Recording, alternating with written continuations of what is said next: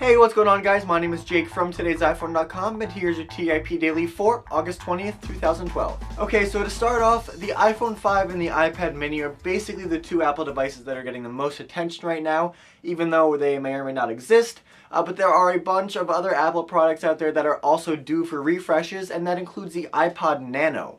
Now, the reason the iPod Nano is in the news today is because there are shortages of the iPod Nano across the US in a number of different retail locations and stores and stuff, and it's leading a lot of people to believe that the iPod Nano, as well as some other iPod models, will get a refresh sometime pretty soon. Apple usually refreshes the iPod line in September for back to school.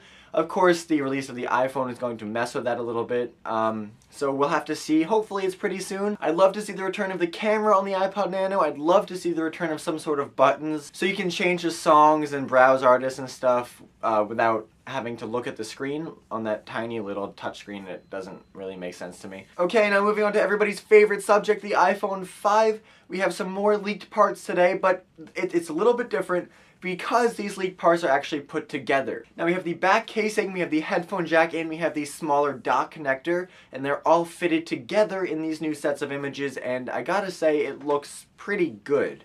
I mean, this is internal stuff we're talking about, but everything fits together seamlessly. The screw holes line up, there's room for the headphone jack at the bottom because of the smaller dock connector and stuff, and I really have to admit that as we go on, these leaks are definitely starting to seem more and more convincing. And finally, we have a 3D rendering of what the iPhone 5 could look like based on all these leaked parts and schematics and stuff.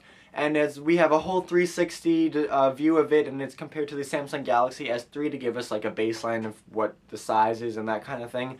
And it looks pretty cool. It's not the best 3D rendering in the world, but it is cool to get a 3D view of what the next iPhone will probably maybe look like. Okay, well that's it for today, guys. Thank you very much for watching. Before we're going to leave you with a question of the day, and that is, what other Apple product do you hope to see refreshed in the next couple months?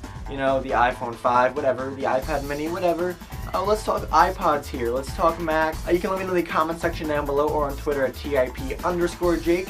Please don't forget the links to everything I talked about in this video in the description down below. And as always, for more news, views, and reviews, don't forget to head over to today'siPhone.com.